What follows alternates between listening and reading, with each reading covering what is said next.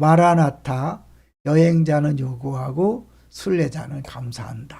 한번 같이 해보죠. 시작.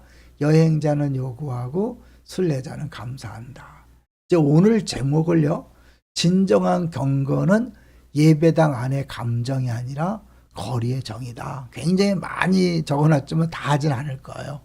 우리가 주일날 설교를 하는데 아모스서를 설교할 기회가 없어요. 지금 새벽에는 계속해서 아모스서를 보고 있는데 주일날 아모스서를 설교하자고 넘어가기 때문에 방송을 통해서라도 잠깐 나눠야 되겠다 해서 오늘 아모스서를 같이 나눠볼 텐데요.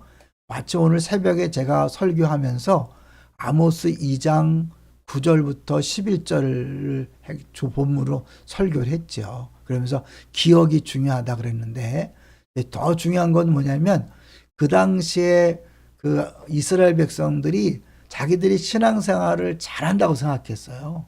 문제 없다고 생각했어요. 그런데 선지자는 모든 것이 가짜다. 왜냐하면 그들의 예배는 드리고 제사는 드리지만 삶 속에서 공의롭지 못하고 약한 자와 어려운 자들을 오히려 핍박하고 괴롭히는 것, 막 팔아먹고 하는 것을 보면 그들은 잘못됐다라는 거죠. 그래서 진정한 경건은 예배당 안에 내가 얼마나 열정적으로 찬양하고 또 기도하는가가 아니라 우리 삶의 현장, 거리에서 얼마나 이웃에 대하여 선하게, 공의롭게 대하는가가 진정한 경건이라는 거죠.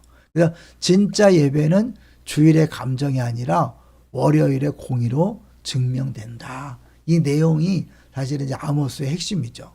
우리 잘 아는 것처럼 이 아모스서는 공의에 대해서 많이 얘기하잖아요. 그래서 오직 정의를 물같이, 공의를 마르지 않는 강같이 흐르게 하라. 이게 핵심 구절인데 이것이 아모스의 복음이자 그리스도 안에서 완성된 하나님 마음이죠.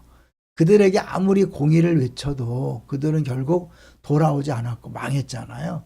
그런데 우리 좀 전에 방송 전에 아모스 전체 바이블 프로젝트를 본 것처럼 하나님 마지막에 소망을 주시죠. 9장에 보면 회복의 소망을 주시는데 결국은 그 공의, 하나님이 원하시는 공의를 어떻게 이루셨죠?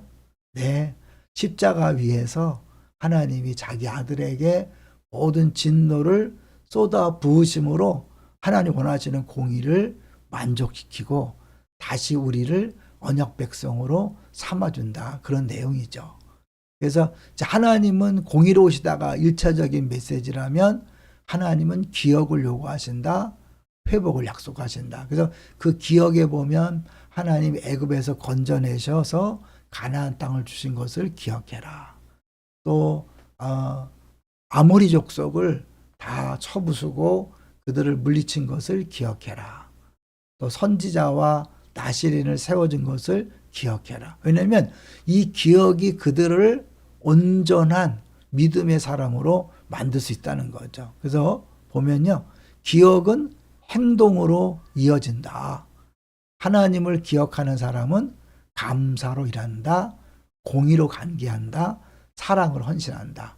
왜냐하면 그는 은혜로 존재한다는 사실을 잊지 않기 때문이다. 오늘 새벽 설교하면서도 고백했지만 저도 과거를 돌이켜보면 믿을 수 없는 가정에서 태어나서 예수 믿은 게 기적이죠. 그리고 목사 된 게 기적이고 분리개척해서 이 기쁨의 동산교회 담임 목사 된 것이 기적이죠. 그런데 내가 만약에 그걸 잊어버린다면 내가 했다고 하는 순간 교만해진 것이고 죄를 짓는 것이고 그리고 내가 했다고 하면 다른 사람에게 궁일로 대하지 않는 거죠. 막 내가 하고 싶은 대로 막 하는 거죠. 교만해서. 근데 이제 다 은혜라는 것을 알면 어떻게 해요? 다른 사람도 은혜로 대할 수 있는 거죠. 그래서 사실 아모스에서 계속 심판을 얘기하다가 아모스 2장 9절부터 11절까지는 옛날 이야기를 해요. 왜냐하면 너희들이 이렇게 은혜 받은 걸 기억해라. 기억해야 너희들의 죄에서 떠날 수 있다는 거죠. 그러면서 이제 하나님은 어디까지 가시냐면 구약에서는 출애굽을 기억하라. 대표적인 거잖아요. 그다음에 신약에서는 십자가를 기념하라. 십자가는 잊은 인간을 대신하여 기억하신 하나님의 표지이다. 여기서 이제 우리가 잘하는 것처럼 우리가 기억하라 그러면서 기념하라는 게 나오잖아요. 그죠? 성찬식을 할 때마다 우리가 주의 죽으심을 기념하는 건데 예수님은 나를 기념하라고 하셨다. 이것은 단순한 회상이 아니다. 그분의 죽음과 부활이 지금 내 안에서 다시 살아나는 사건이다. 성찬식은 하나님께서 나는 너를 잊지 않았다고 말씀하시는 시간이다. 그리고 우리가 주님 나도 이제 당신을 기억합니다라고 고백하는 시간이 되는 거죠. 성찬식은 매번마다 사실은 언약을 새롭게 한다. 새롭게 기억하면서 내가 주 앞에 헌신하는 거죠. 그래서 성찬은 그분이 우리를 기억하셨다는 언약의 재확인이죠. 왜냐하면 아모스서에서 마지막에 약속하잖아요. 근데 그거는 결국 그들이 변화되고 회개해서 이루어진 게 아니라 하나님이 새 언약을 세우시는 걸 이야기하잖아요. 그래서 기념하라는 것은 단순한 추억이 아니라 언약을 다시 살아내라는 초대다. 이렇게 볼 수 있는 게 뭐냐면 기념하라는 단어를 보면요. 이 기념하라는 단어가 이런 뜻이 있어요. 어디 갔죠? 어디가 버렸나? 예. 기념하라는 단어가 결국 그냥 단순히 기억이 아니라 다시 회상하는 거죠. 그래서 그것을 오늘의 나의 그런 언약으로 다시 한번 받아들이는 거죠.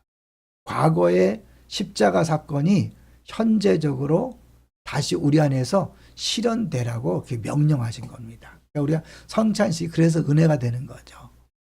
은혜를 잊은 신앙은 반드시 불의로 흐른다. 은혜를 기억하지 못하는 사람은 사람을 이용하고 또 자비를 잃은 종교는 정의를 짓밟는다. 그들은 예배당에서는 손을 들었지만 거리에서는 손을 움켜쥐었다. 하나님께 손들고 찬양하고 예배했다면 움켜쥐는 게 아니라 베푸는 손이 돼야 되죠. 그죠? 주를 찬양한 손은 베푸는 손이 되어야 되는 거죠. 예배란 십자가의 은혜를 기억하고 그 기억으로 세상 속에 파송되는 언약적 갱신의 시간이다. 그러니까 우리 매 예배 때마다 하나님께서 베푸신 창조와 구원을 기억하고 이제 그 감사와 감격으로 파송 현장으로 달려가는 거죠. 그래서 우리가 주일마다 그 읽는 말씀 중에 맨 마지막에 뭐예요? 용서에 대한 말씀이 있잖아요.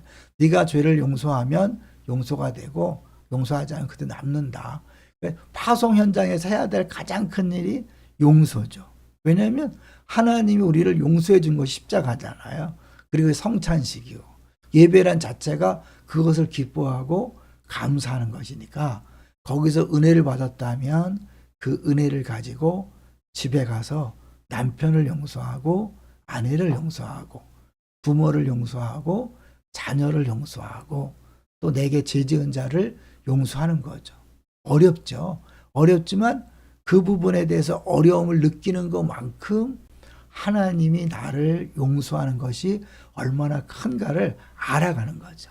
그런데 이제 우리가 용서를 내가 왜 나만 맨날 손해봐 이러면 십자가의 은혜는 나에게 더 아무 의미가 없는 거죠. 근데 내가 용서를 선포하고 용서하려고 그러는데 어려워진다. 어려움을 느끼면 느낄수록 내가 죄인임을 인정해서 십자가의 은혜가 더 새로워질 것이고 용서가 어려워질수록 하나님이 행하신 것이 얼마나 크고 놀라운 것인가를 깨달아 하는 거죠. 그래서 그 사랑의 길이와 넓이와 높이와 깊이를 점점 더 알아가는 게 우리 신앙생활이잖아요. 그래서 신앙생활은 새로운 것을 배우는 게 아니라 잊은 은혜를 다시 기억하는 것이다. 끊임없이 하나님 베푸신 은혜를 기억함으로 또다시 주 앞에서 감사하고 감격하고 기뻐하고 그리고 그것을 삶 속에 적용하고 그것이 진정한 경건인 거죠. 진짜 예배는 주일의 감정이 아니라 월요일의 공의로 증명된다. 기억하시면서 다시 한번 우리 삶 속에서 감사를 회복하고 그 감사를 통해서 진짜 하나님의 백성답게 멋지게 살아가는 우리 모두가 되시기를 주의 이름으로 축원합니다. 할렐루야.